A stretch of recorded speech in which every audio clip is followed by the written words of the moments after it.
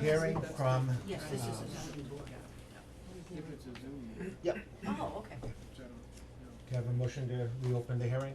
I'll make a motion, we reopen the public hearing. Can I have a second? Second. All in favor? Aye. Before we get going, ladies and gentlemen, typically what we do for our hearings, as opposed to, if you were here for the joint meeting, is we typically, we call to order, we'll have the applicant make a presentation for why they feel the variance is justified. Then we have questions and answers from the board, and then we open up to the public for public comment, public questions.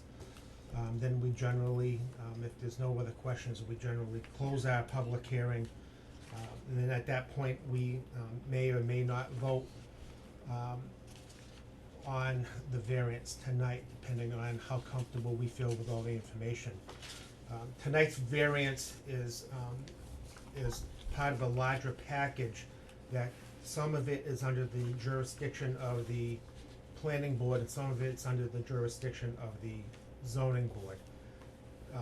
What's under the jurisdiction of the zoning board and what we are gonna talk about tonight is only the crossing, the driveway crossing from one property, from one zoning district to the other zoning district.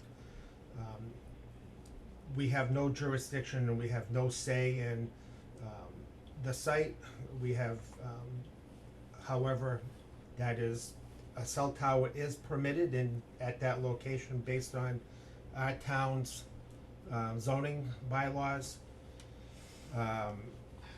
The planning board does issue a special permit for the tower, and that's, I believe, a Thursday night meeting, this coming Thursday night, if you're interested in that portion of it.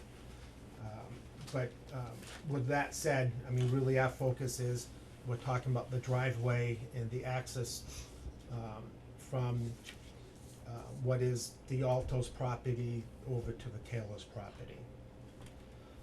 With that being said, Mr. Parisi, if you, Excuse me one second, wasn't also on one of our purviews whether the lightning rod going above 100 feet, and we were supposed to get a legal, I think that's also under planning board. that's a planning? Yeah, Okay. and also whether or not any type of camouflage is Okay. needed, yeah. Good evening, Mr. Chair. Again, my name is Francis Parisi, an attorney representing the applicant, Vertex Towers. We are here tonight for a very limited purpose, seeking a variance from not your wireless telecommunications bylaw, but from your general zoning bylaw, which requires that access to a use be through a property in the same zoning district as the use itself. In addition, I believe that there's a similar requirement in the same section that says that access to a use needs to be via the frontage of the property. So that's one zoning section, but two sentences that we're seeking a variance from. This actually is quite easy if you look at the site plans. We were told to come to this location by your zoning bylaw. So it's a permitted use. We don't need any variances with respect to the height or the setback or anything with respect to the zoning bylaw. We simply require a variance from the driveway access. The issue that we have is that, as you're aware, there's substantial wetlands regulations in Hubbardston, and the lot itself, although a perfect location for a cell tower, and the location itself is set dramatically back from all abutting properties in compliance with your zoning bylaw, the access off of Main Street, it goes through, there's a very substantial wetland that we delineated here in the site plans. That wetland actually continues throughout all the zoning district. It's so that there's no lot that would be able to comply with your zoning bylaw. We looked at other provisions, other lots in the area to see if we could secure access through a lot that was in the permitted zoning district, the village zoning district, and there are no other lots that are available because of the fact that, of the wetlands. There's also restrictions in your zoning bylaw that we stay a setback distance from any public water supplies, and there's 2 wells in the area that we had to avoid. So there's really no choice here. It's a situation that we didn't want to do because it requires us to strike 2 different business deals, one with the owner of 14 Main Street, but also with the folks at 7 and 9 Brigham Street.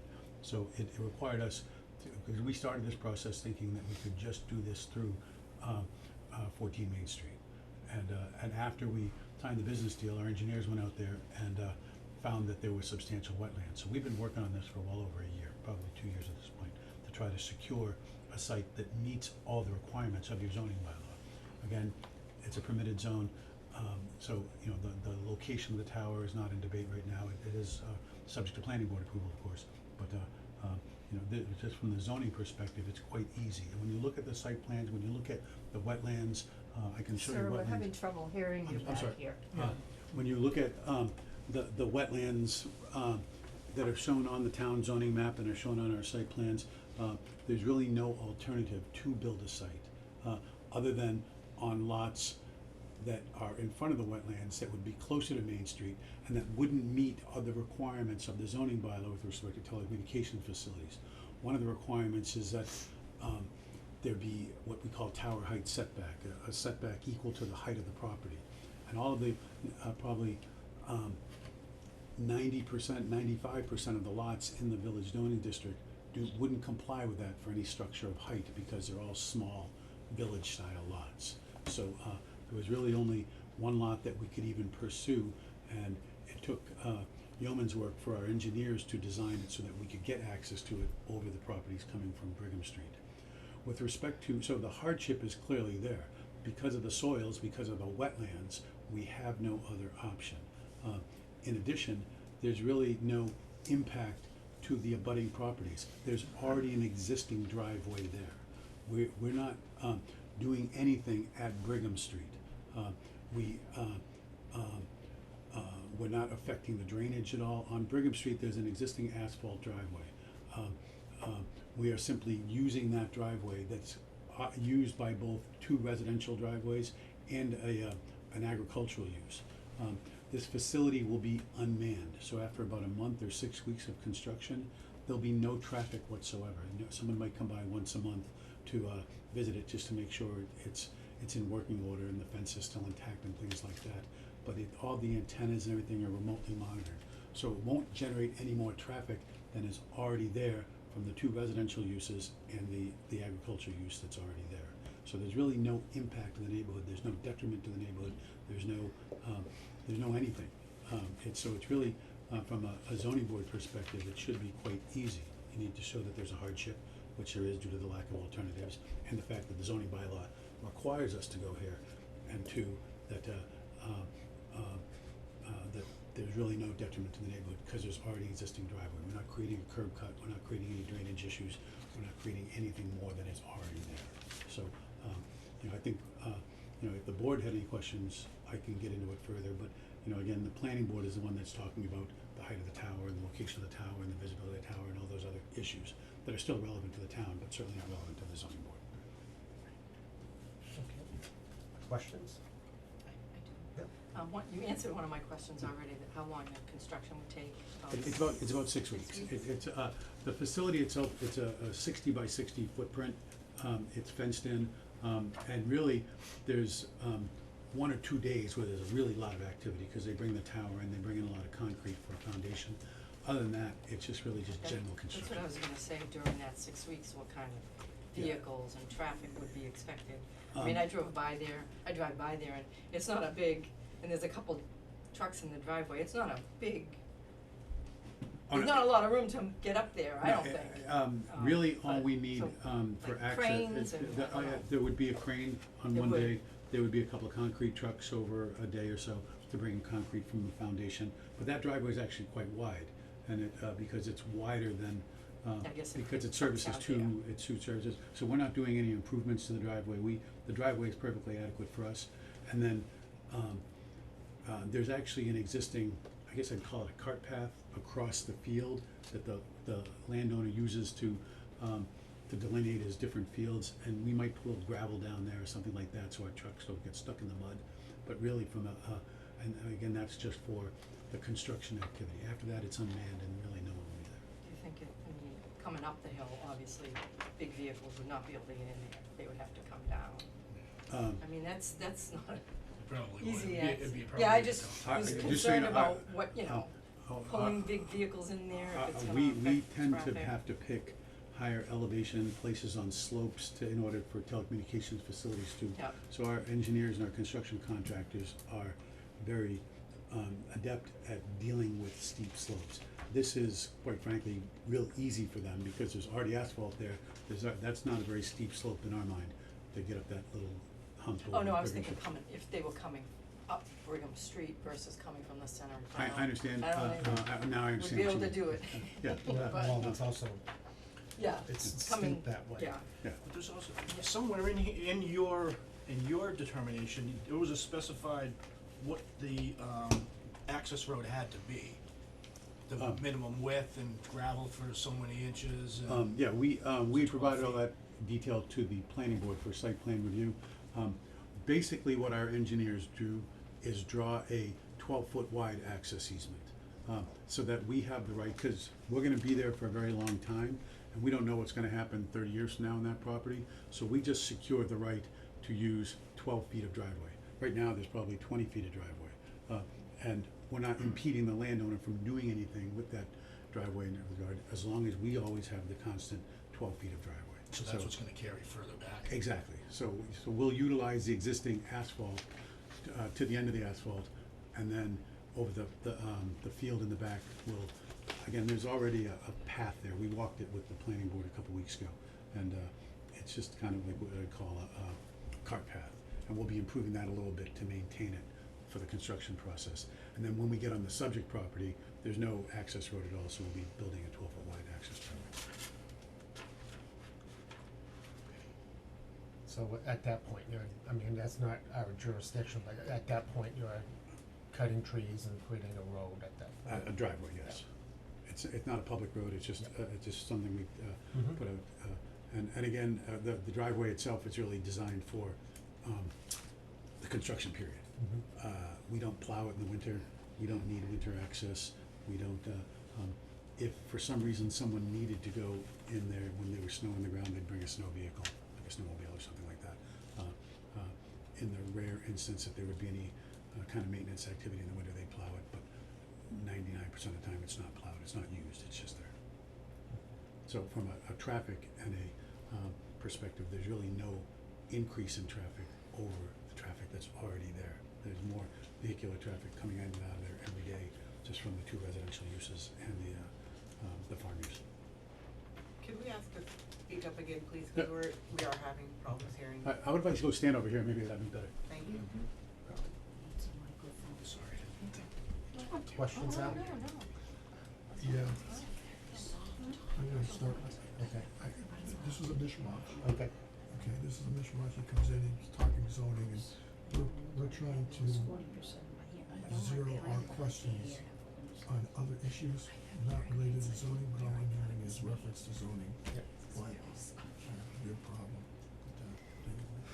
with that. This board recently denied access to a landlocked parcel. It was a 50-acre parcel, had a 10-foot wide access going through Brigham Road, okay? We recently said no, for the purpose, we weren't gonna grant that, okay? Why should we grant yours? Two reasons. We are seeking a variance under mass law. The variance criteria are in your zoning bylaw, that there needs to be hardship due to specific conditions. The specific conditions are the wetlands that are on the property. And in addition, there can be no detriment to the, let me read the exact language, just so you have it.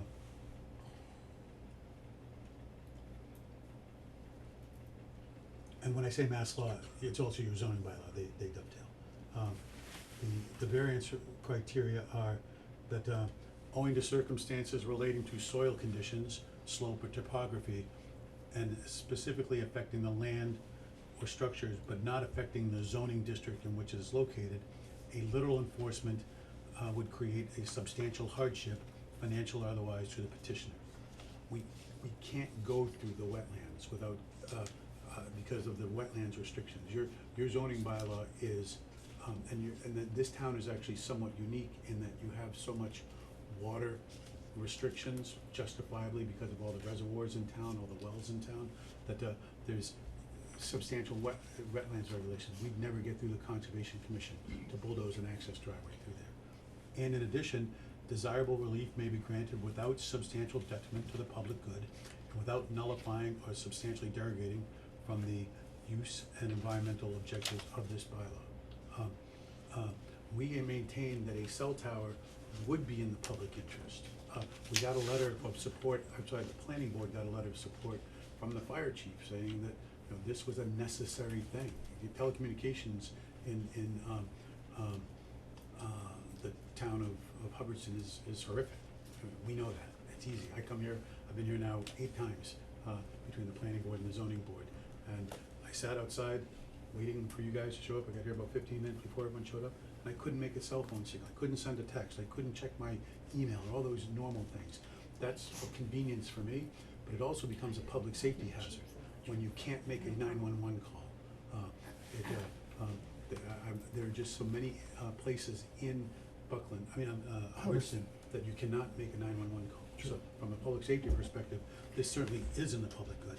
And like I said, there's no impact because there's already a driveway there. There's already a use there, and this is an unmanned facility.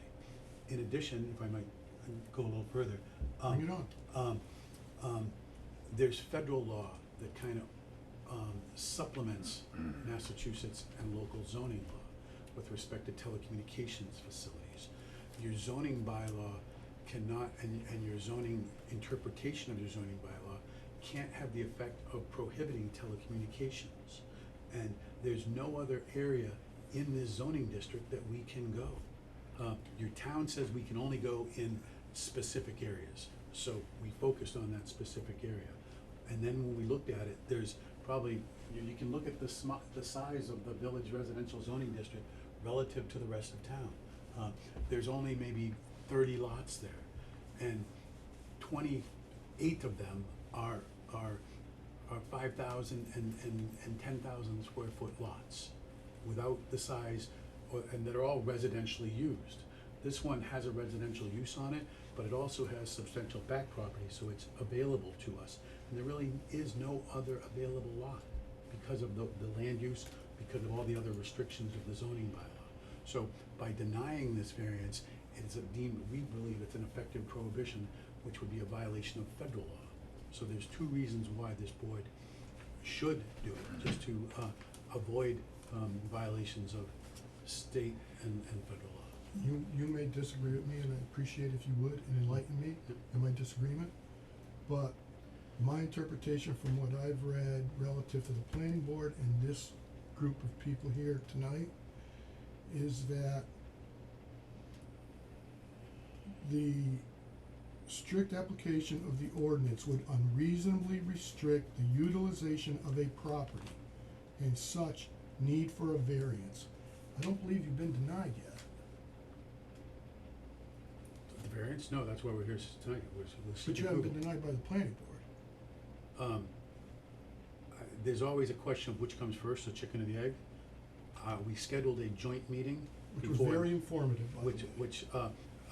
And I apologize, because I have a big electronic presentation with maps and photographs, and I thought this was gonna be available to us at the last meeting. I can go out and get a projector, and we can show all these things on a big screen, but for this purpose, it's 2 independent processes. You're right, I haven't been denied. I have a meeting on Thursday night in front of the planning board.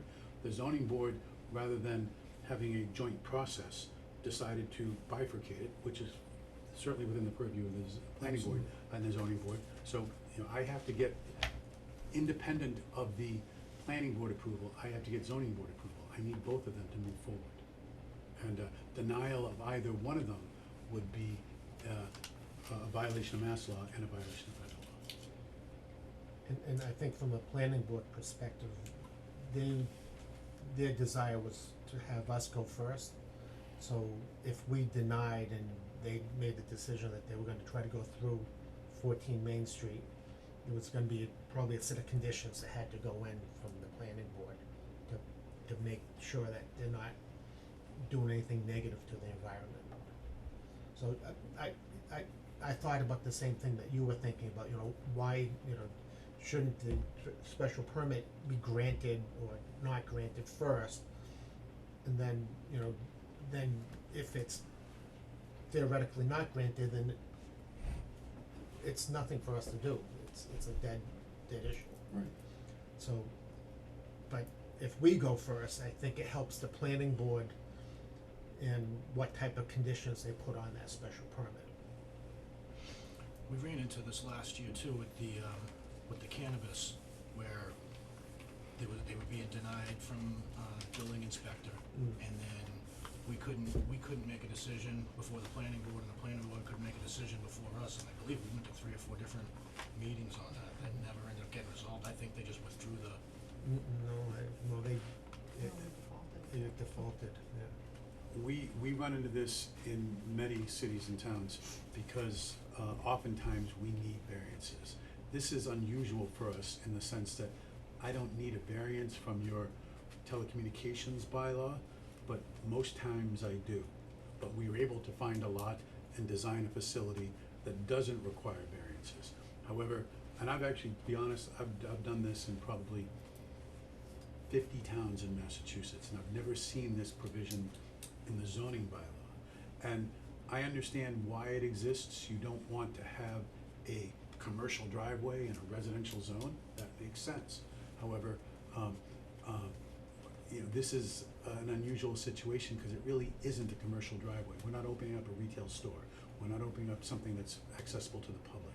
So, you know, there's really no reason to deny it from the zoning board's perspective because you're not creating precedent. You're not.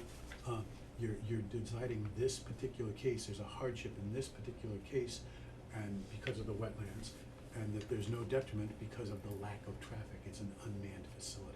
So I think it should be very easy for the zoning board. And you know, I thought you know, because the two issues overlap exactly right, it might have been more efficient to go planning board and zoning board. And that's what we did for the first hearing, and we got everything out in the open. We're just here tonight for that one variance, or I guess variance in one section. There's 2 clauses.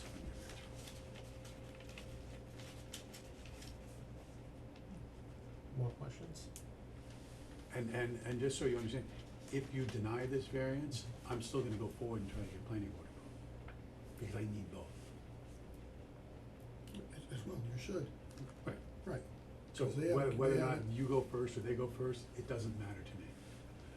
And you could condition approval on getting planning board approval, cause I need it anyways. So, and if for some reason you don't make a decision and the planning board wants to make a decision, they can approve it contingent on the variance, cause I need it anyways. But isn't it ironic that the fire chief supports placement of the tower here, and yet at our last previous hearing, as well as the hearing that we had in conjunction with the planning board, many people here who were in attendance then cited the tower that was being erected specifically for police and fire as a possible location, okay? And if, I mean, that is in a sense a conundrum, because if that tower didn't exist, you maybe could look and say, well, we're gonna tie them all together, Except which would for, be to your benefit, right? We'll give him the variance, he's gonna have the upper portion, or whatever portion he needs for cellular, phone, commercial, as well as private use, and we can still attach the fire and the police at one portion of the structure. except for that's not in a permitted zone for the use that we're proposing. The town didn't say you could go there. It's not in a permitted zone. So, I don't know how they're doing it. I'm not involved with that. But I would believe that they would have to come to the planning and zoning board for that. And well, you shake your Municipal head. is- Yeah, municipal is exempt from that. But I'm not a municipal use, I'm a Right, commercial yours use. is different, So, yours is. and it's 2 different No. types of communications. The reason why the fire chief supports us is there's two different communications. I use this phone to call 911, and that's not gonna work on the tower, at the public safety tower. And then the public safety tower is the radios that the fire chief and the fire department and the police department use to communicate amongst themselves. That's a separate telecommunications system. Well, to assist our decision-making then, why would, okay, my novice understanding is, the tower is the tower, okay? The communications devices that are attached to the tower is what actually makes the communication available. Hmm? Okay. If it was a monopole tower, or a tower such as you're looking to erect, what difference does the tower make? Because I think that's one of the main questions that people here and people who have sent us emails have addressed and brought to our attention, saying, we've got this tower here, it's isolated, it's convenient, we all know it's there, so. But it's not a, So what difference does the tower, the structure itself make? You just do what your zoning bylaw tells us to do. We're not allowed to go on that tower. Your zoning bylaw prohibits the type of antennas that we utilize. So it's not gonna be a tower for commercial or cellular telecommunications, because it's not permitted in the zone. And yes, municipal uses, the town can do whatever it wants on its own property, I agree with that, but we can't. Because it's not permitted by your zoning bylaw. To clarify that, let me see if I can make some sense of that. Please. When the town got the grant to erect a tower on town property up at 21 Gardner Road, the thought process at the time, and maybe you're aware of, maybe you're not aware of this, was that they were gonna do the police fire communications, but the tower would also have the capability of telecommunications as well, if the timing was right. But the timing had to be such that that tower had to go up and had to be in place for a period of time before they could even go out to bid to a Verizon, a T-Mobile, or anyone to say, do you want to access into this tower? So your comment about you couldn't do that, but you're not representing T-Mobile and Verizon, you're representing the tower company itself, so you're looking at a whole different pathway, I guess. Your tower, so I guess the question is if Verizon puts an antenna on a municipal tower, do we need zoning relief? Don't know that, the answer to that. But your tower is, you selected your tower based on timing, and you say you've been working on this for 2 years or more, and you selected a location, the location is in a permitted zone. In the zoning relief that you're asking for us is twofold. It's the driveway issue, then, and yes, we did deny a variance recently up the street from that, cause they had no frontage, for that back lot. Well, the lot is similar in that this portion of that property is landlocked, that's where the But- tower's going. No, actually, the frontage is Oh, on from Main the Street. Main Street, I Yeah. apologize, you're right, okay, I'm sorry. So that's that second part of our variance is, You're right, I apologize. That other one was lacking frontage completely. Right, yeah, but thank you for Correct. bringing They that needed up. to make that road.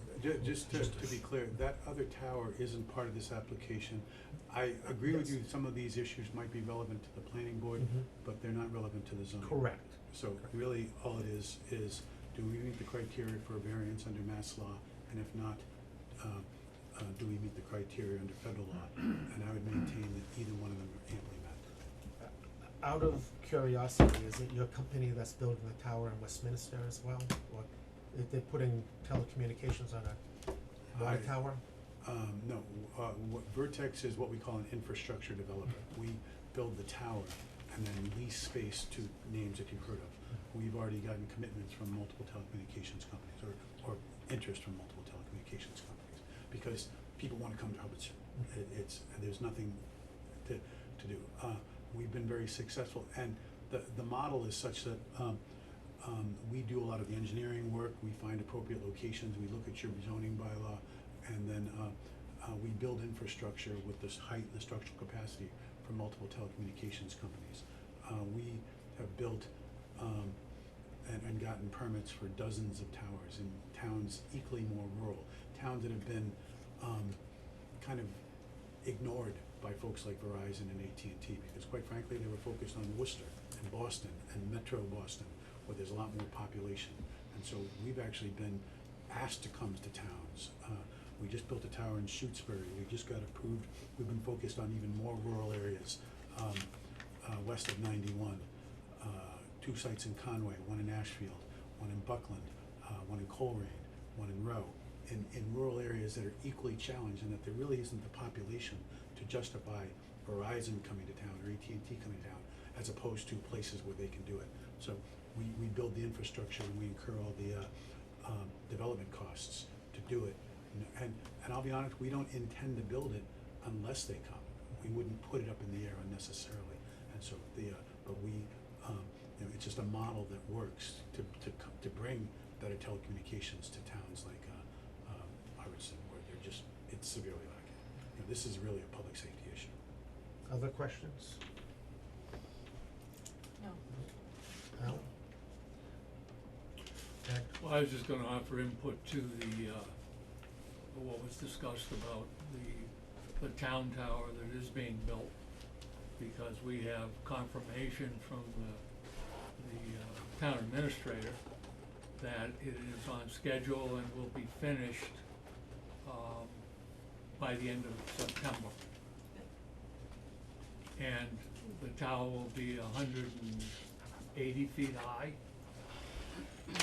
The elevation at 14 Main Street is 1045. The elevation across from the rec field on the town property is 1049. And certainly has the ability to cover, and I think they're 3/10 of a mile away from each other. You know, I don't know what the hardship would be for Vertex when they want to take their carrier, AT&T or whatever, and the RFPs will be going out in October of this year for for AT&Ts and that, if they wanna come, there's 4 slots on that 180-foot tower for commercial, AT&T, Verizon, and such. And you can, this comes from the town administrator, but you can certainly take time to verify that if you wish to. So the hardship would not be really a hardship. He wouldn't have to Vertex wouldn't have to build a road. They wouldn't even need a variance. They could just take their client and fill out an RFP for one of the slots on the tower that will be done by that time, and there'd be no need for a variance at all. Also, the road is not just a simple road. The road may be 12 feet wide, but it also has to be dug out for gravel, and then I think the specs are it's gonna have 3 inches of trap rock or something like that on top, which is, you know, another, you're actually putting in a road for a commercial use. Which is Call it what you which is want, but interesting it's a 'cause road for residential zone. commercial use. It's a residential zone, so, it could be for municipal use, but it's not for a commercial use, cause it's a residential zone. So that's why that tower, no one really thought that out. The tower is not being designed in accordance with federal law, the tower is not being designed for commercial purposes relative to your own zoning bylaw. And so, and it's really not relevant to this zoning board. Some of those issues, and I encourage this gentleman to come back to the planning board and raise those, but it's really not relevant here. Well, excuse me, you did a lot of irrelevant talk as well then. because you explained all about the cell tower, and that didn't really relate to the variance that you're asking for. So maybe we should have equal time and be able to present some of our facts as well, but that's not your decision, that would be the decision of the ZBA. I think the other thing that I caution, is that, are we ready as a ZBA to set precedents by having, access not through frontage, and also access from not only one zone, you know, we're not talking about from the same zone, agricultural to agricultural, we're talking about agricultural to historic residential. However, you say that, but that's also the overlay district. That's zoned specifically for that purpose. So I just wanna caution you on that, 'cause The overlay That's district that's an- is what the that's an overlay allowed district use. is. And in relationship to looking at other sites, there are other sites that are available in this town. And I asked the applicant at the planning board meeting if when they go to install a cell tower, do they go to the municipality first and work with the municipality in order to find the best location and do it the best possible way. And I think the comment was that they generally don't do that because it's too cumbersome and it involves sometimes a public meeting, but that's here nor there. I think that, you know, certainly in my tenure on the ZBA, I don't ever recall us, not allowing the abutters to have some time, and I'm sure that you probably will allow that this evening, because, if you're gonna limit it to just the road, I would like to, however, I know what, Thursday night is probably the better forum for a lot of that discussion. Really our focus is that road. Whether or not we agree with whatever happens with the planning board, or we agree with the site location, that might be irrelevant to us. I mean, we have to focus on the road. okay. You also have to protect our zoning, because that's the ZBA responsibility. On, general provisions, 1.2B, to protect the right of every resident of the town of Hubbardston to clean air and water, freedom from excess and unnecessary noise or odor, and to the natural, scenic, historic, and aesthetic qualities of the environment. So, I think that's important here. Even in the zoning bylaws, you're to maintain and protect all ecological, aesthetic, historical, and recreational features of the town. Protection of the town from the effects of uncontrolled proliferation and placement of wireless communication towers, personal wireless services facilities, and their accessory structures with respect and impact it has on the landscape and character. So,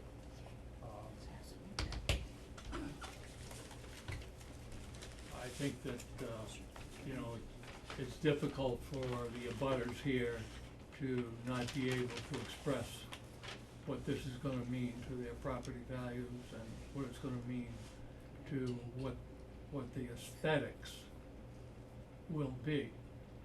And I understand that if you're gonna narrow this just to the road, well, then maybe you wanna take some time and verify our facts regarding the town cell tower.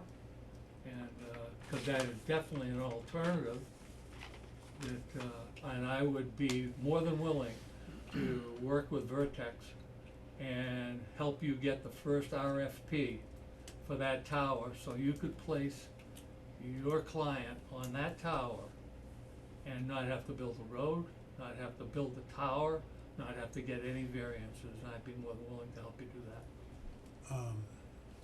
That other I have 1,000 things to say with respect to that other tower, but that's not the subject tonight. We can talk about that at the planning board.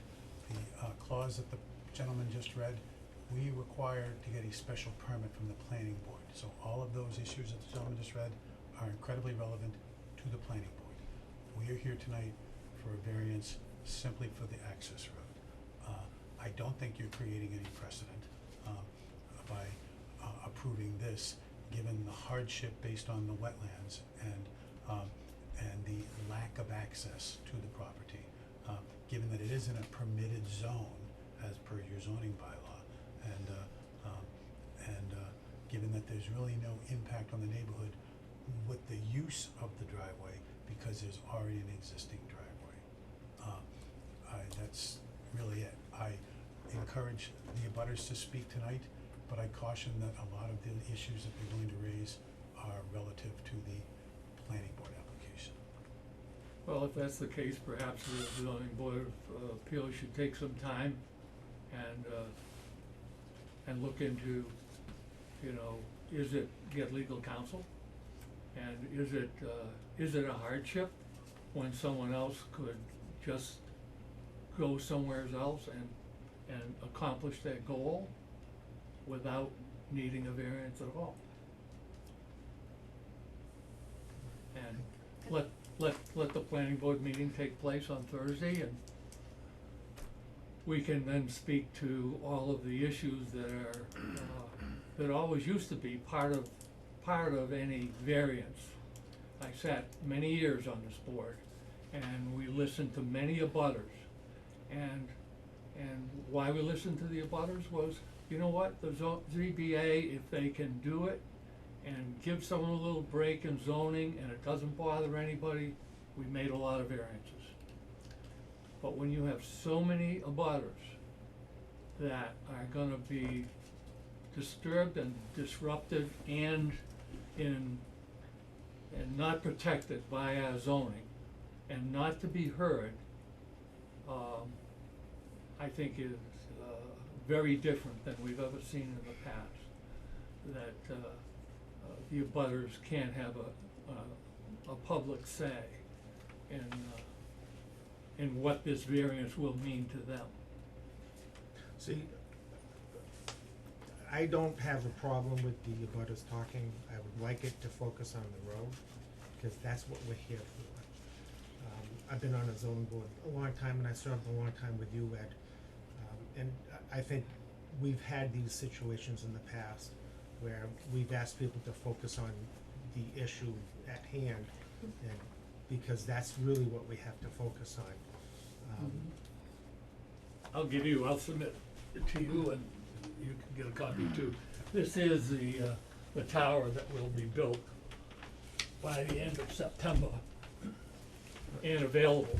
I just wanna show you, I brought my property survey of how badly it's gonna affect my land. Could I ask the lady to please identify herself before she Oh, continues? Anita Bashari, 15 Brigham Street, Hubbardston. Thank you very much. I'm I sorry. I don't know who you are, I apologize. It's hard to visualize when you say all these things, yes, and the road, if the road goes in, I'm assuming it's coming in this way, because this is Brigham Street, here's my house, this is our property, this is our property, this is the little square where the tower's going. I don't know how far it's gonna be from my property lines, and if we try to sell the house, the first thing the realtor says is, whoa, wait a minute, that's gonna change our whole property value now. But we've been there 24 years, and we came to Hubbardston because we knew it was agricultural, and it says right on there, resident agricultural only. And we were told in no uncertain terms when we bought the property, you can't have a business there, it's not commercial. What is the tower on? This little square, that's the piece of property they're talking about. Not for the This tower. is all ours, yeah, the cell tower's supposed, that's 14 Brigham Street. Why The not? tower's not going on Brigham, the tower's on Main Street. But Main Street is here. They gotta go in the back way, they go in this way. No. We were told it's 14, and they're coming in 14 Brigham Street.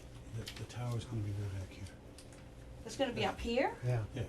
Nowhere Is it near Well, that's the- not 14 Brigham Street. I know. Is this you, Ian, or No, this is me here.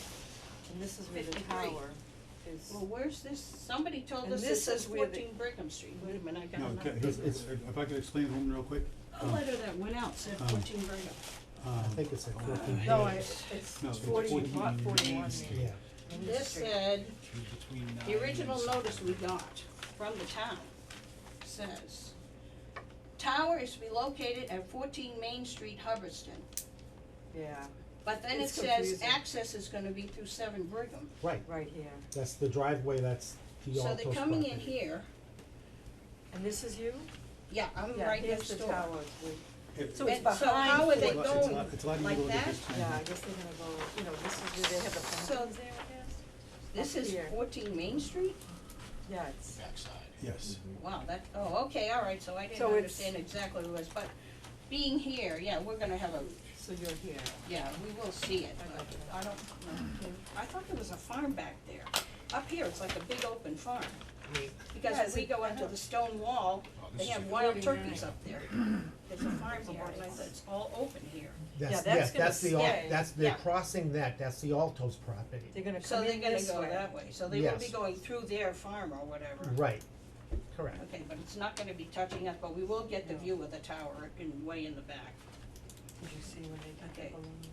I didn't. Yeah, well, Yeah, I don't know. I never saw any of those balloons that they said they went up at the planning meeting, but I I don't know. missed I don't know, okay, thank you, that helps Maybe, me. maybe that's good, maybe that's bad. Right.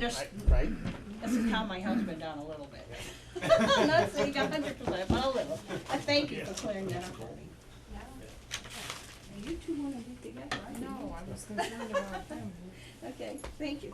Other questions? It's further up.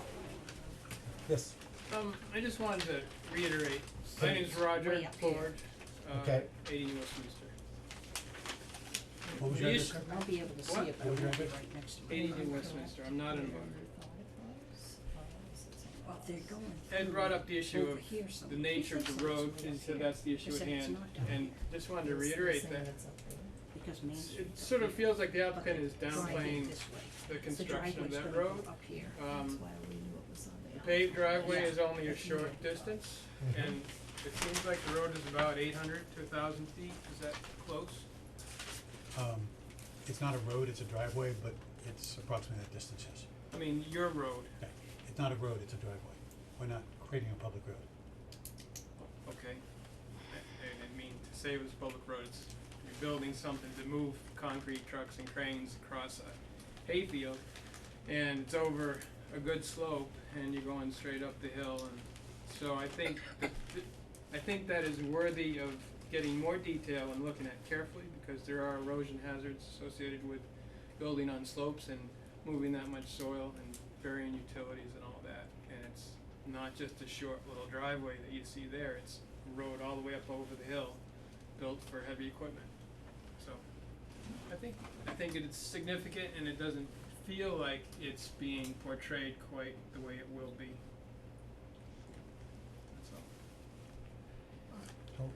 the lady behind you, I think, wanted to He, speak first. he could go ahead and No. if he has, No, cool. so, if we're only allowed to talk about the variance and the road, I state that Brigham Road itself is in very bad disrepair, and I don't know if it can handle a crane. I mean, seriously, Brigham Road is very narrow, there's very little turning space, I know that it's at the top of the hill, but you still have quite a curve to get to that driveway. So I'm not entirely sure that Brigham Road itself can handle the heavy equipment needed to create this crane that will have to go through Brigham. Also, that it states in the application that they have to prove that where the runoff is gonna go, but in the application, the applicant states that, oh, now I've lost it, crap. I'm sorry. Oh, saying that a definitive plan will be filed later, after, or when approval happens. That's not telling you how and where the water will go, or that it will not affect the economy, or not the economy, the environment, or the houses around the area. So without a definitive plan in place before construction, there's no proper way to know where this water is gonna go. And he can't say that it's not gonna affect it because he doesn't know. So you're saying it could be a safety issue. In the winter, if you've got water runoff that freezes and goes down the road, there would be an excess to Main Street because of the water that came down. So you're citing that Yes. as a safety issue. Correct, and because that it states in the application that there isn't a definitive plan, so there's not been proper study on where the water will go. And if the water's not allowed to go behind the site, which is into a watershed, which then flows into Brigham Pond, and it's not allowed to go down Brigham Road because the drainage down Brigham Road would be detrimental to Brigham Road, which is already bad. The water will come in front towards Main Street and particularly towards my house, 5 Maple Avenue, which is really close to this. I'm not sure how close, and I would really like to know exactly how close this tower is proposed to be to my house and my property line, because Maple Avenue is not stated in any of these applications, in any of the statements, in anything about how it will affect Maple Avenue.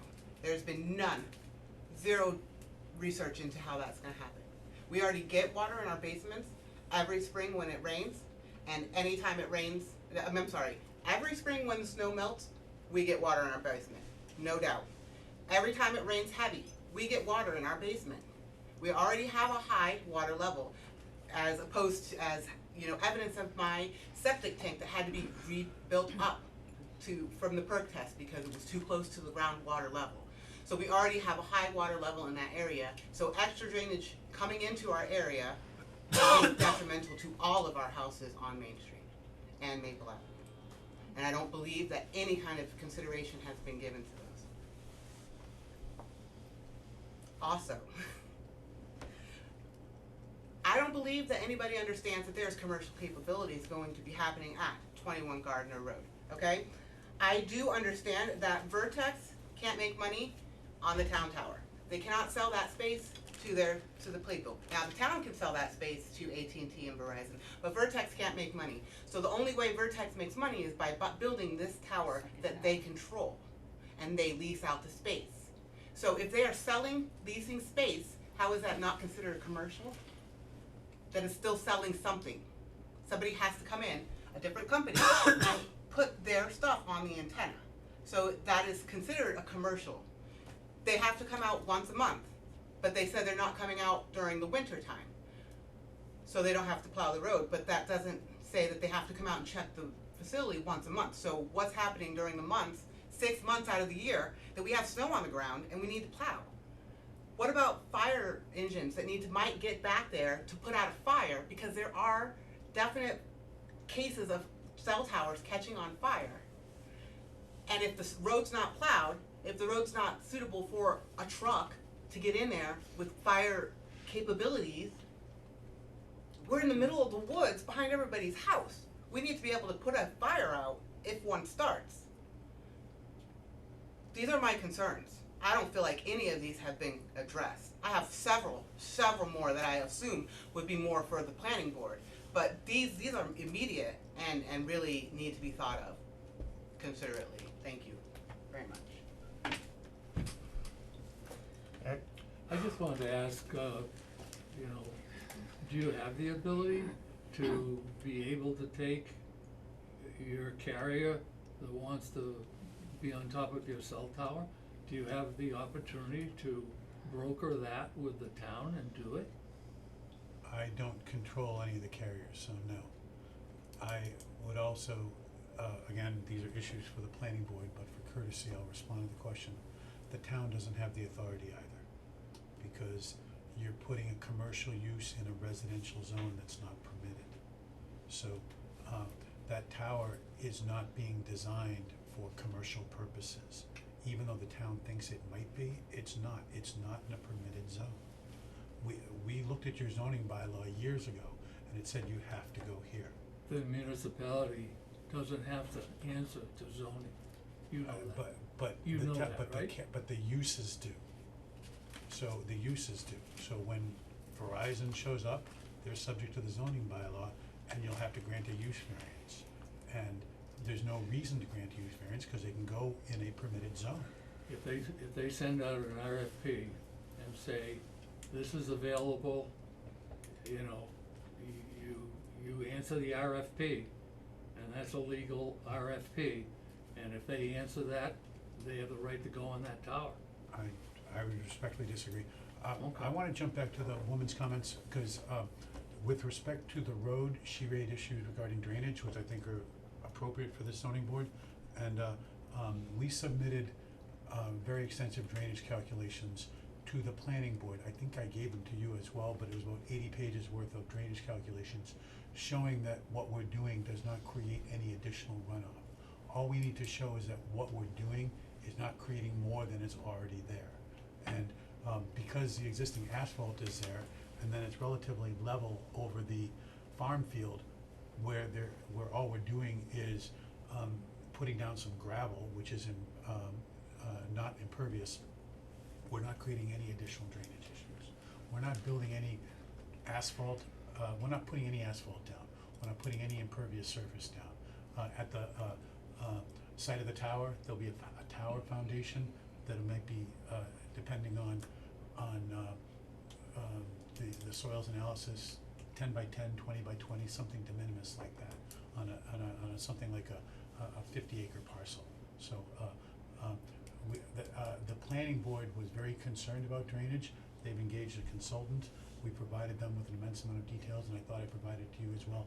But that's something that will be addressed at the planning board level, because we need to establish, as part of the site plan review process, that we're not creating any runoff. And we don't create runoff because we're not adding any additional impervious surface.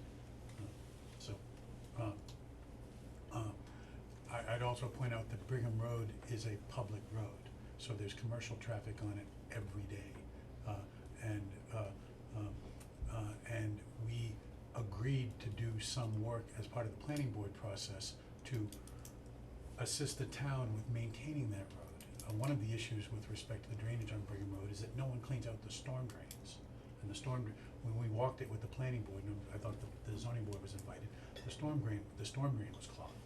And so we said, well, while we're gonna have construction vehicles on site, we'll clean out the storm drain, things like that. We don't, for one day's activity, there's gonna be no impact on the road that's not already there. So I can't apologize for the condition of Brigham Road, because we haven't been there yet. That's the town's issue. But we're not gonna, for one crane and a couple trucks of concrete, probably they go up there every day on other properties, other residential and commercial construction projects in the area. That's the town's responsibility. We won't create any more damage than is already done. I was just gonna ask, you know, because there's so many issues that involve the planning board that relate to the road, wouldn't you be better off to let the planning board have their meeting on Thursday and see how many of those issues get cleared up regarding the road and, before making a decision? That could be a entirely viable strategy, yes. Depending on If I what could the respond to board that, wants to do. sir, they're two independent things. Mhm. So no matter what the planning board does, I have to get zoning board approval or denial. So if, and in addition, But it doesn't need to be tonight for our it does for purposes. two reasons. We filed this application back in April, and under mass law, you have a very specific period of time. And I've been incredibly courteous so far in not asserting mass law, but under mass law, you've already exceeded the deadlines for making a decision. In addition, the town has exceeded its, on September 1st, will be exceeding its deadlines under federal law.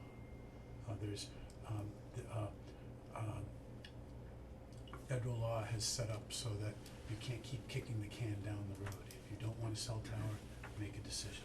If you do wanna sell tower, make a decision. But kicking it down the road, just belabors the process. The federal government is very supportive of projects like this because they wanna improve telecommunications. They wanna bring more competition, better service to people, and so there are two deadlines, one that's passed, one that's approaching, that the town needs to make a decision. We filed this application back in April. And I really don't know why it's taken so long Yeah, to. we didn't see it till July.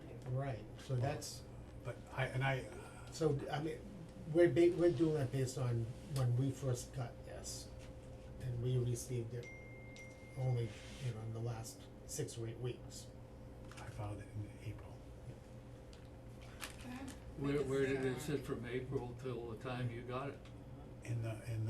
With the zoning and planning clerk. I'm sorry, can I just make,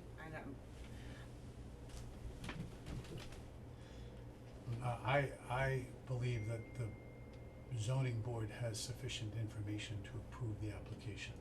I understand that a lot of people have issues with the facility itself, and and I think all of these issues, 90% of the issues that were raised tonight were planning board issues, and that process has not terminated yet.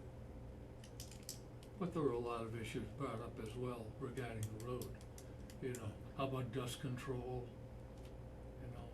While you're bringing in all the gravel, and you're gonna disrupt the land that's there and the loam that's there. Does that wash off hay bales or,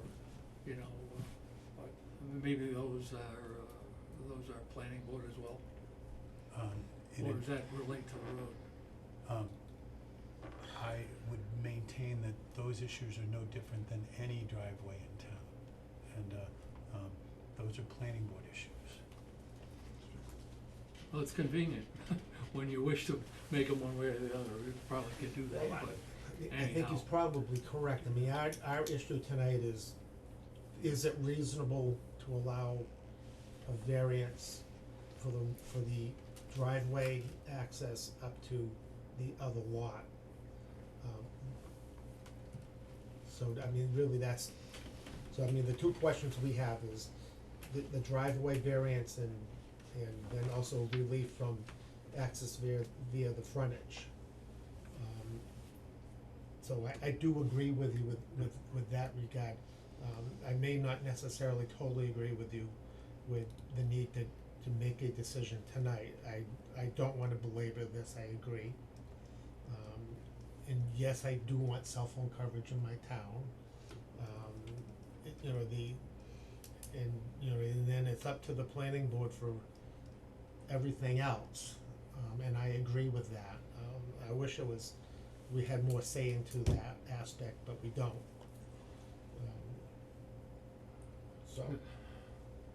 Mr. Chairman, it may be a moot point if you're over 100 days anyway, because I believe if you don't take action within 100 days, it automatically gets approved They anyway. get the variance, correct. Right. no, And- he has to take it to court, doesn't he?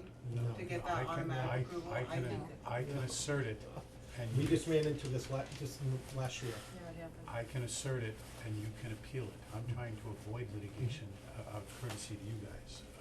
I'm not here to litigate. I'm here to comply with the zoning bylaw. And this, from a zoning, both under state and local law and federal law, it's really an easy decision.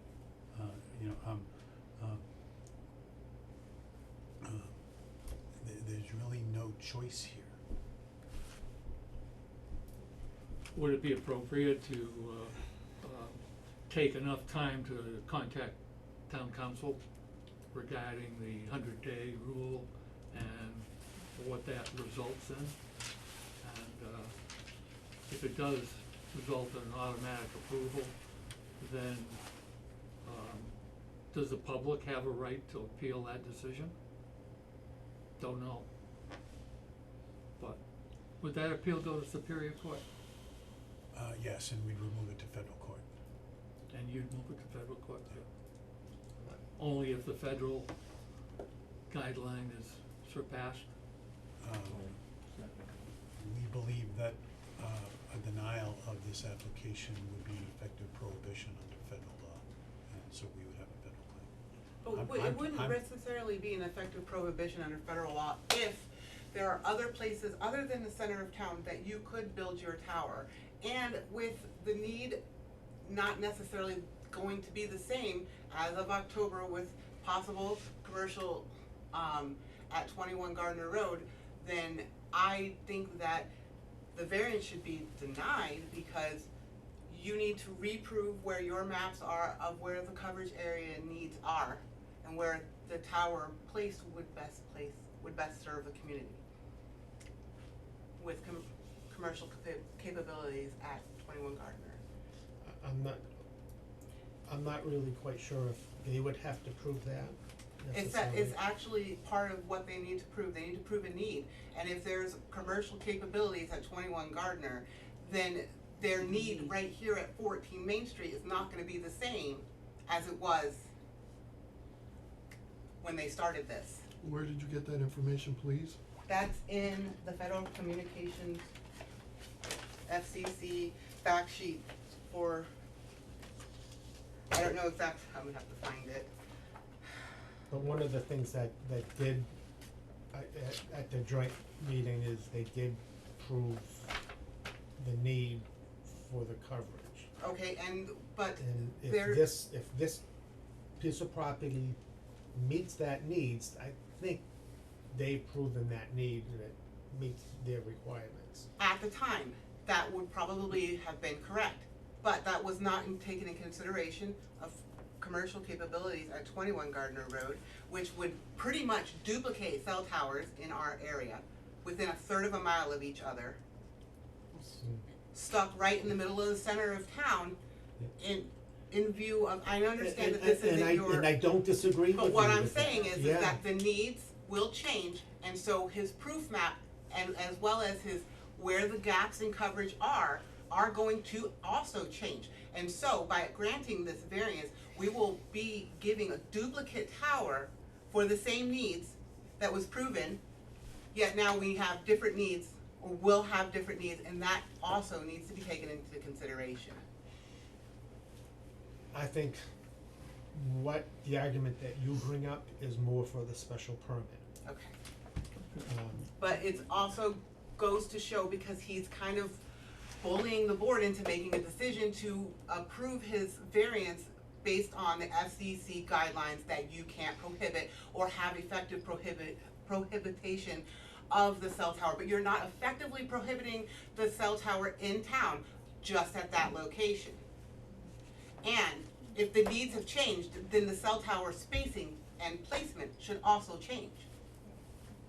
And in a matter And of again, 2 months. I don't disagree with you, because that's, as I also said, a new tower is going up Okay. in Westminster. I understand. Which is actually closer to I my only- house, so it helps me more. I only brought it up because he brought up the Yep, understand, shot clock. understand. So, is the town of Hubbardston ready to allow other people to file variances and not have to access their property through their frontage? And are we gonna allow one district to another district road? In other words, you go from commercial to residential or agricultural, this goes across too?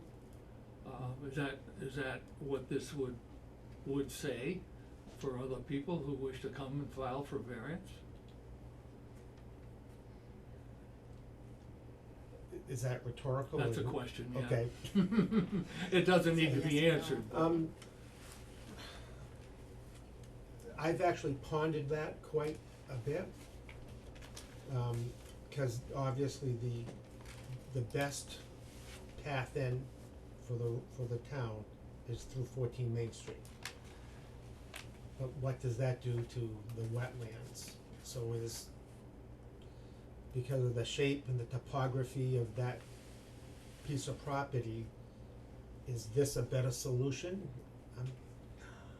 You know, historically, the zoning board will work with the applicant to try to find other ways to get around these issues, to save the environment, to help things out.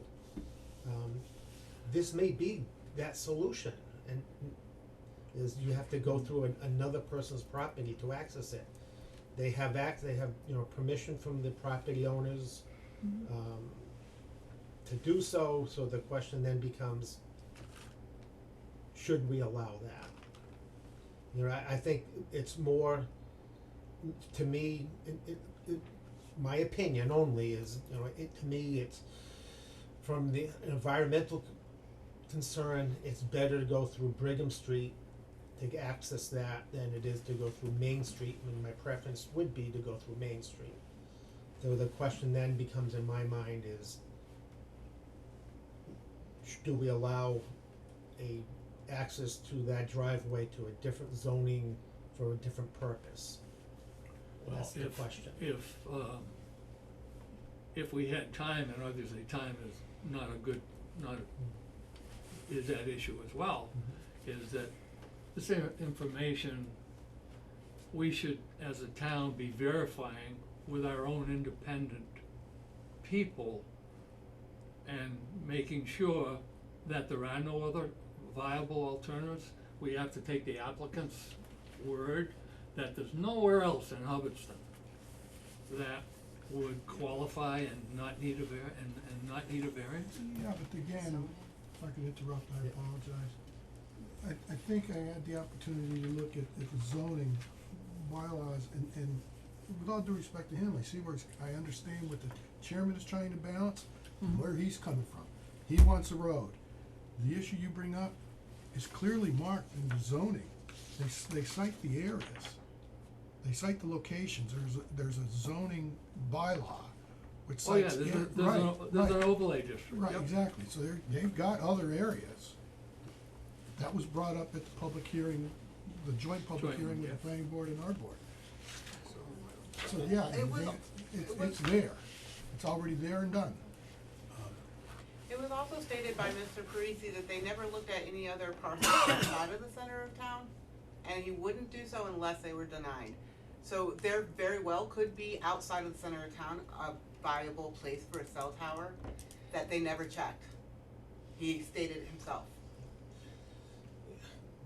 True, and Ed will remember that years ago we did work with another cell tower company, and they were, their site selection was much different. AT&T, up down by the gravel pits. Speaking of which, They're eavesdropping, Ed, shut that off! but the reality of that is they've picked a location that's within our zoning bylaws as an appropriate location. And whether they choose this one or the gravel pits, they chose this one. There is a difference. The difference is a variance is needed. Not for the tower. I believe A these variance issues. is needed for the roadway. Well, they And- can't create the tower without the road, and they need the road, which means Yeah, but that's here nor there. You know, you wanna boil it right down to brass tacks, we're here to look at the road. Do we wanna set precedent? And do we wanna be able to allow all of, and violate our zoning in other areas as well? And be able to access, other land through other people's property? That to me is the crux of the issue here, and one that I know you give good thought to. Thank you. Yes, sir. It also just seems to be worth saying that every parcel in the overlay district is not guaranteed. Can, just make sure we're all identifying ourselves since Okay. we. Roger Plord. Okay, thanks. Just because you have a parcel that falls within the overlay district doesn't mean you're guaranteed the ability to put a cell tower there. He happened to choose a parcel that is constrained. It's constrained by wetlands and by access. And it shouldn't be the fault of the town to make it unconstrained. It's their issue to figure that out. And so, I don't know, it seems like trying to guarantee him the right to put a tower there just because it's in the overlay district. And there's plenty of parcels that you can't put a tower in there. Mr. Plort, I have an email from a Sarah Mae Plort. Is there anything you'd like to say public? I got your email, I read it. Would you like to expand upon any of the comments you made in your email, please? I have sent several emails, so I'm not really sure which one you're referring to. Can I look at it? Sure. So if you'd just like to state your position regarding the matter, if you would, please.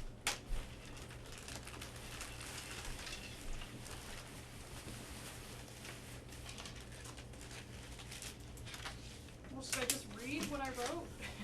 Well, no, I mean, if you want to expand upon it, because. Well, I think we've touched upon all of the issues. You know, 21 Gardner Road is going to be primarily for fire and tower, but the secondary provision is commercial carriers. And this was confirmed by the town administrator.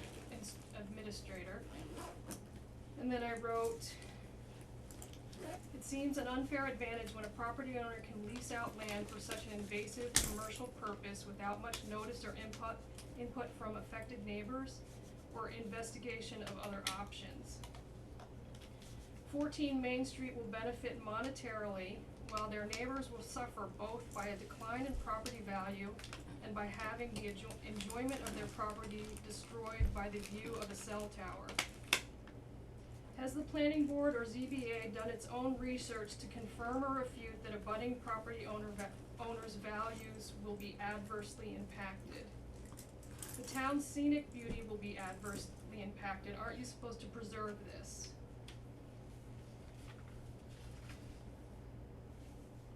Oh, so my, you know, I love this town. It's a beautiful town, it's a rural town. I am very concerned about the town becoming littered with cell towers unnecessarily. And you made a comment about, redundancy. You know, if we have 21 Gardner Road, and if it supplies fire and police enhancement and also commercial carrying capacity for the residents. Oh, I forgot what I was gonna say. Oh, wouldn't it be redundant to destroy our neighbor's property, basically? They're gonna have to look at this day in and day out, and that's, I feel for them deeply. And I think that it's wrong to approve something that's gonna impact so adversely when we have another option. And I know Vertex Towers has done a lot of research and investment in the site 14 Main Street, but I don't see why there can't be some sort of collaboration between the town and Vertex Towers. Why can't we reevaluate commercial enhancement after 21 Gardner Road is, I don't know, after that space is leased out, reevaluate the needs of the town with an independent study and collaborate with Vertex Towers on that, on the findings of that study, because like Michelle said, the needs, the gaps in coverage are going to change once commercial capacity is up and running in October. Why aren't we reevaluating the need at that point before approving 14 Main Street as a site? And I'm not saying, it's possible that the town will need more additional commercial coverage, but you're not gonna know that until you have the information. The information meaning a new study that's done after 21 Gardner Road's commercial capacity is up and running. You're not gonna have that information until after that is up and running. You reevaluate the coverage with an independent contractor. Don't use we shouldn't be relying on commercial carriers to provide us data, and we should not be relying on Vertex Towers for providing us data. There's a real conflict of interest if you use their data. We should be able to, the town should invest in a smart plan and getting their own data on where the gaps are. Those propagation maps, if they're not backed up with data, are unreliable. And I have done my own research on this. Correct me if I'm wrong, do your own research, but those can be up to 64% unreliable. And so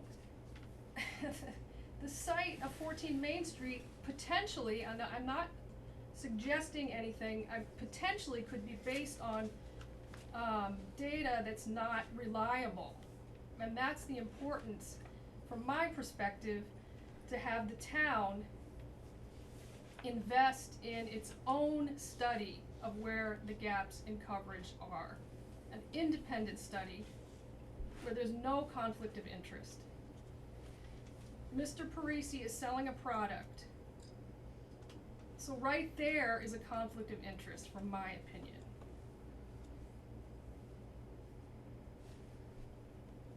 Sarah May. It's unfortunate that there wasn't more communication between the town and Vertex. Especially if Vertex, as they stated, filed this application in April. Our town administrator would have known that. I'm sorry, could you say that again? I If- apologize. If Vertex filed the application in April, our town administrator would have known that. So work could have been done then.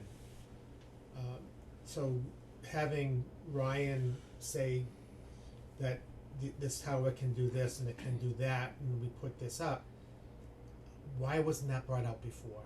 It's a mystery to me. Yes. Because we would all- I, To us as I, well. Yeah, your letter was the first I saw. you know, we had no knowledge that a second tower was going up until I think Ed brought it up at the joint meeting.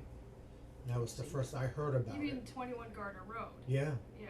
And the town was that way too. Yeah. There's so, I mean, I'm pretty close to the ground when it comes to Hubbardston. yeah. And So, there's a lot of people that don't even know that that's going up and what it's Yeah. gonna be able to do. So, I mean, We may that's- be beating a dead horse, because if the 100-day rule is gonna apply, Mhm. and which I would assume, because you're a lawyer, you would make that happen. I think the next potential step for the board would be, I'd get legal advice. Mm. I mean, if you're gonna vote for something that's already dead, what sense does that make? It brings up a curious question. I mean, I know from the zoning point of view for a variance, he has his variance, technically, right? We're not here seeking litigation with the town. Okay. I'm not here to assert the 100 day rule tonight. I may tomorrow, depending on what the outcome is. Mhm. We don't feel like we're creating a problem, we're creating a solution here. You can look at my coverage maps all day, but quite frankly, the planning board should. But there's no dispute here, there's a gap in coverage.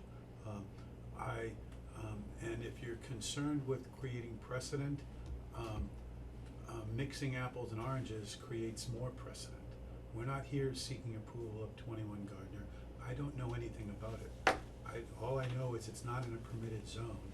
It doesn't have sufficient frontage. There were no delineation of wetlands, or there was no balloon put up in conformance with your zoning bylaw. The reason nobody knows about it is because no abutters were notified. I actually had to send a postcard to everybody in town. So and as required by your zoning bylaw, which is the first and only, I say 50 applications in Massachusetts, that's probably short. And usually under mass law and under normal zoning law, we notify people within 300 feet. I notified everybody in Hubbardston. Because, the post office did yeoman's work. We put a balloon up as required. People were allowed to look at it and comment to the zoning board based on visibility or lack of visibility. We've complied in every respect with your zoning bylaw regarding telecommunications facilities. So from a special permit perspective, it should be a slam dunk in front of the planning board. However, the only issue I have here is created by the wetlands and the bylaw, the one thing I've learned about Hubbardston specifically is that you're very water and watershed conscious.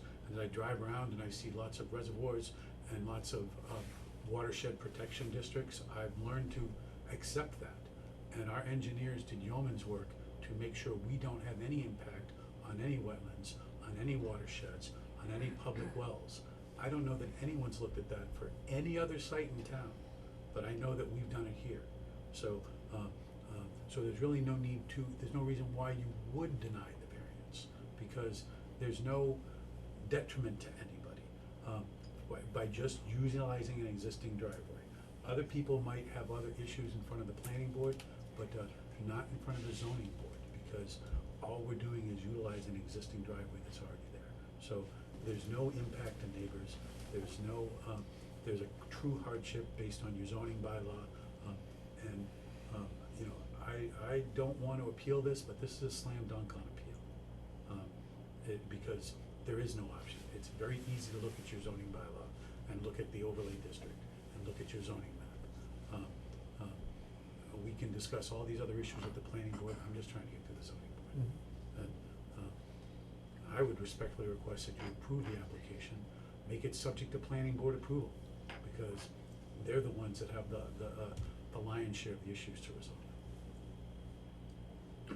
Two comments on his application.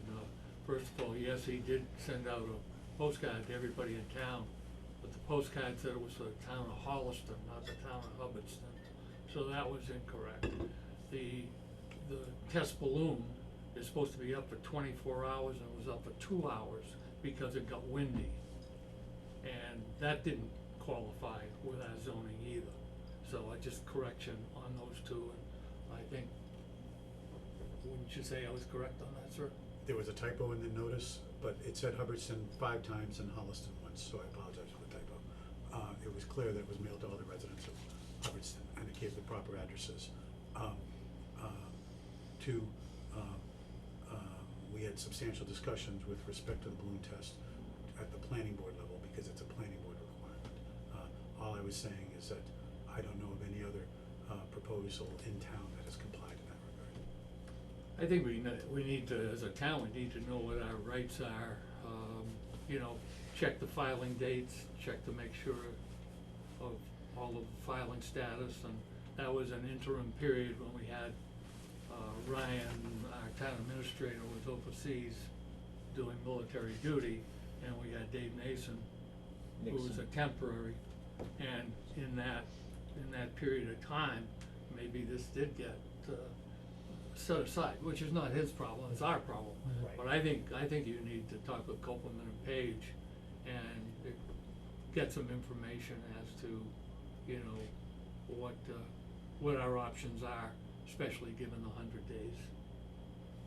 And if the 100 days have been surpassed, what rights we have as a town regarding that, you know, why take a vote when we don't even know what we're, you know, it doesn't make any difference, you know, so why would you vote? Yes, sir. Mike Stahl, 5 Lombard Road, and I don't wanna belabor the points that have been made here, but here are some observations. Number one, I've been to many different town meetings and different boards, and I am not surprised by this issue. Being down on Lombard Road, I'm not a very aggressive stakeholder. You know, it's not going to affect my property personally. However, I do respect the residents of the town. So some of the items that have come up tonight, anything that's internal, late notification to the Zoning Board of Appeals, that's all on us. And so to vector in on some solutions, I understand that there's some emotional attachment to this, and other residents have made good points. We've heard from the board, we've heard from the tower representative. One solution that I think maybe should be considered is if you can have a joint meeting on Thursday and get your quorum, then there's no, oh, that's a zoning board, oh, that's a planning board. He's gonna be here anyhow, so it's no extra effort on the tower rep's part, correct? You'll be here already. We've seen each other at least one other meeting. There's been points made about water and runoff. I'm just trying to let the people know, as a kind of objective bystander and resident, that the planning board made a point about the water runoff. And there was a point made, well, you gotta have the plan. Well, I believe that was addressed by the planning board. And so a lot of these issues can probably be resolved with a joint meeting, if only, you know, and that's something that, I'm not speaking for the board, but that's one possible solution. And you can have 2 days to figure out some of these administrative items that come up, you know, about the commercial use on the tower off of 68. You know, you can check on the tower rep's assertion that, you know, we've already exceeded the 100 days, which is, you know, state law. Is that correct? Is that what you said, that's, or our own zoning requirement? So you have, you know, you wanna probably take some action tonight, but you have an opportunity still this week, and you won't exceed the 1 September date for the federal requirement that the tower rep asserted also. So that's all I have, is to say maybe there's a solution that can kind of help out everybody involved right now. Because I heard Ed saying, wait, check on things. Well, you can't kick the can down the road forever, guys. You know, even if we could, we shouldn't. And that's probably a major issue for us. But 2 days would give us that. I don't know whether you can post the meeting in time. I was gonna, unfortunately, Is it- correct me if I'm wrong, I don't think you could post it, cause it's 48 hours. 48 hours. Oh, okay. So, Yeah. it's a good suggestion. Yeah. But I'm I- used to 24, which people don't like, but Right. that's the, okay. I just wanna read one more, this is on page 20 of the applicant's application. The applicant has investigated alternative sites in and around the defined geographic area within which engineers determined that a facility must be located to fill the gap in service coverage and to function effectively within the network of existing and planned facilities. Were you aware? I know you were aware of that tower being built. We've been aware for a long time. The problem is, it's not available for commercial use. It's in the wrong zone. It doesn't comply with all the requirements of your zoning bylaw. That's your opinion, but you know the municipality doesn't have to. For public safety purposes, you're 100% correct.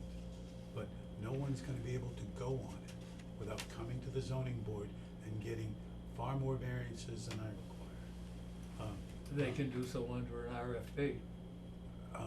That's one issue. What variances are you referring to? It's not in a permitted zone. It's not in the overlay district. We have not looked at that. All I did is I looked at your zoning bylaw, and it said, you can only go in the overlay district. The overlay district is, Or one of the other sites. that's correct, the overlay district is the village. It's the town center. Town center zone district, and a couple of other random sites.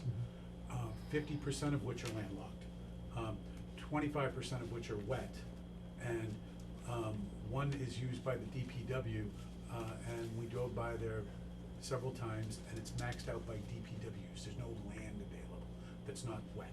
So we've looked at them. If you know, the town didn't think about all the ramifications when it set up its overlay. It just picked random lots. A lot of them were town-owned. But that town-owned lots doesn't mean that they have access, doesn't mean that they're not wet, doesn't mean that they're, and they're in the wrong area. We provided coverage maps to show that there's actually coverage to the north coming out of Gardner with both stuff that already exists in Gardner and that we're building in Gardner. There's stuff to the south that comes out of, what's that, Holden. So the center of town is where the need is, where we are right now. And so we focused on the overlay district and the town center district. And there's probably only 3 lots of any size, and when you look at the zoning map, and they're all challenged by wetlands. or other issues regarding town wells or flood zones or other issues. So we did we found the only alternative under your zoning bylaw. And we're quite confident of that. And we talk about all the meetings. I came to the planning board in February, cause your zoning bylaw requires us to do a pre-application consultation. So I came to them preliminarily and said, I'm coming. And they said, file the application. I filed the application in April. We've had 3 or 4 procedural meetings before they opened the public hearing jointly in July. So I've been in this room 8 times, except for the time when we were in last week. So, the town has had ample opportunity to consult with legal counsel if they felt like, and I thought they did. I thought they'd already talked to legal counsel, because I was told you guys don't have a zoning enforcement officer anymore, and that the town engaged Copeland and Page to be your zoning enforcement officer. So that opportunity has already been taken advantage of. I was told that was done by one of the members of the Board of Selectmen. So, postponing this just kicks it down the road. We'd like a decision so we can move forward. Understood. Any other questions? Mike Stahl, 5 Lombard Road. Unfortunately cannot meet the 48-hour notification requirement. However, what you could do is have I would recommend, and I'll be disappointed if I show up at the Thursday meeting and there's not a zoning board of appeals rep there, and you can still have a meeting next week that's before the 1st of September. Doesn't matter if we've already overstayed our time for the 100-day, you can still meet the federal law. That could play in our favor regarding, showing that the town is both doing its due diligence, by checking on a couple of these things that have been brought up that no one here is quite sure on. You'll have the advantage of having a rep, hopefully, at the planning board, and you could still act before the federal limitation. Excuse me, sir, how did you come up with the 1 September? Under federal law, a town needs to act within 150 days. Okay, and that was started from the date that we received your application. Not that you filed it, but there's usually a stamp-in date when the town receives the application. Would also give us time to contact Copeland and Page. Sure. Yes, we will. Thank you. Other questions? From The committee? sand pit that they investigated years ago, why was that not a success when they, My recollection is. They withdrew. They approved the variances in the permits, and then it wasn't acted upon. Yeah, yeah. so that's Back then, another option placed? Back then, all cell towers went through the zoning board of appeals and not through the planning board, but they changed that in zoning. So now it's done differently by special permit, but back then it was AT&T and, they were approved and never built a tower. They had like a year, and it's. Mike Stahl, 5 Lombard Road. Could you please clarify what I'm gravel, sorry. what Dolores. gravel pit? Oh, I'm sorry. I What- didn't say who I No, was. I'll get my question out. Okay, yeah. May take a while, no. Oh. What gravel pit are you talking about? Is the one that is town-owned property? No, I think it was the Bates. Okay, thank you. I think it just, was the Bates. cause I know some information about the town-owned gravel pit, so I was Oh, just trying to Yeah, determine. it wasn't the town. what- owned, okay. no. I think this Thank is you. on 68 across from, Oh. down there. All right. Any other questions from the board, from the public? Can I have a motion to close the, Yeah, I'll make a motion to close the public hearing. Second. all in favor? Aye. Aye. Thank you, everyone. We wanna open our regular meeting now. Yep, I'll make a motion to open our ZBA. And can I have a second? Second. No, we, Uh, excuse me, Mike Stahl, 5 Lombard Road again. Are you going into executive session? No, Okay, we're not. thank you. So that means we can stay. You can stay. Okay, thank you. All in favor? Okay, so what is the pleasure of the board?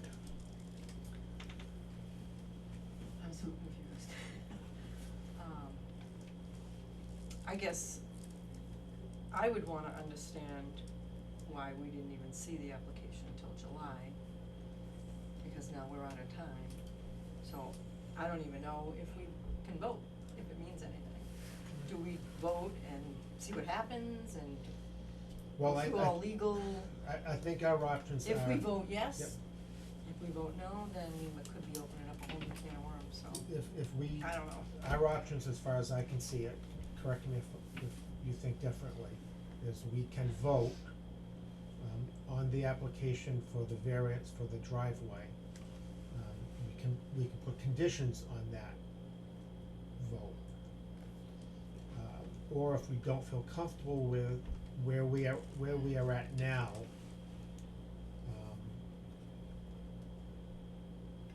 we can bring this back for another meeting, but I really don't want to go, I'd like to go for next Tuesday again, if we're gonna do that, cause we wanna get past, get this done before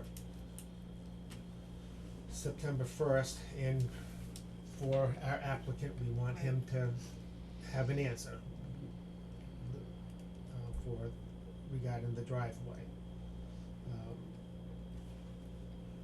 Really the crux of this, as far as I can see, is with the planning board. They have to judge that special permit and everything else. Our question is the driveway. So, procedural question, I guess. If we vote up, down, based on the zoning board, does it even count? Right. That's a whole different question, right?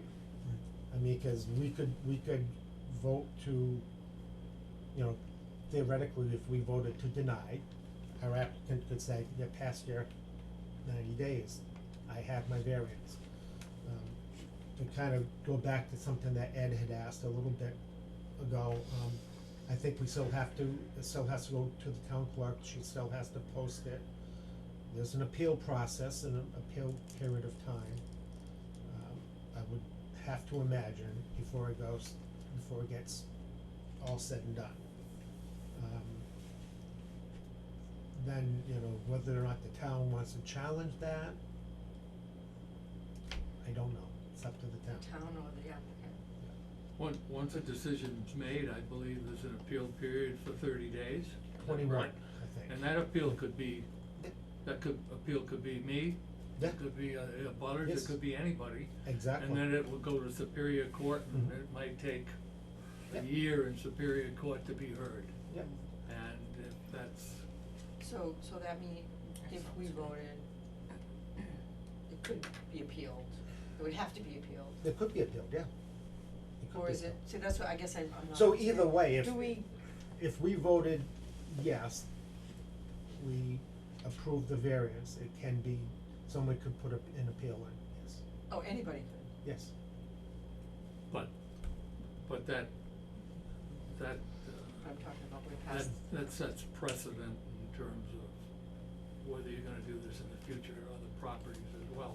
Why not to make an informed decision, and like Paul says, so we take a week and we Yeah. get legal counsel Yeah. and we find out what our real options are, they're gonna tell you Yeah. exactly what he We've heard, knows. we've already heard you talk about that, Ed. Yeah. We're kind of in the, Yeah, I don't wanna the public- regurgitate. yeah, the public part is. My is understanding, the the- public hearing was closed, Mr. Chair. Right. Yes. Should we go under executive advisement, should go take things Oh. under advisement so we can talk, right? I have a right to speak Amongst at their ourselves. open meeting. It's, closed the public it. hearing is We closed. closed the public I know the portion. public hearing is closed, but I can speak at a ZBA meeting. You're not a member of the ZBA. Outside people can speak at a ZBA open meeting, sir. It's not an open meeting. We closed the open meeting. Close a public hearing, you just Right. opened your own meeting. I have a right to speak at their meeting. so what is,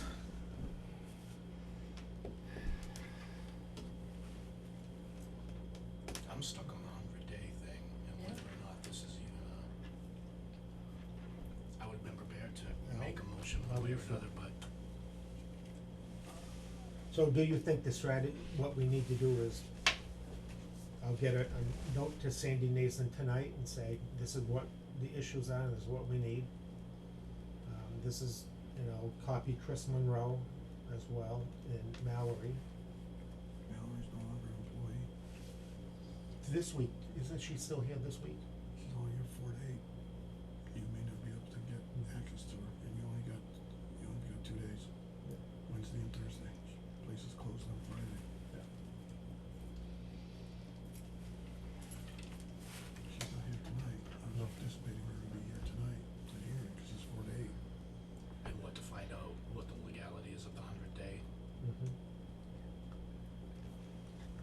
Yeah. I think that's really probably our only option.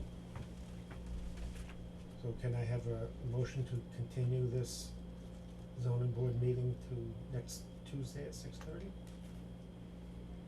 a motion. Do I have a second? Second. Any other discussion? All in favor? Aye. Aye. I'm sorry, what was the time of that meeting? 6:30. Next Tuesday. And, Is that what you said? Yep. It's basically, it's just on the 100-day. You Yeah, just have we're to already continue, past you it. just have to continue to time and place, date certain, so, 6:30 next Tuesday. So the action items, I will contact Sandy Mason tonight, that she's our interim, right? With these sets of questions, I'll copy Chris Monroe so he's aware. Anything else? No. Anything else from the public you want clarified? That's how we're gonna do it. Hearing none? You wanna close the meeting? A motion to close. A second. All in favor? Aye. Thank you. So next Tuesday will it be the Hey, zoning Blanchard, and no. Mike Stahl. And your deadline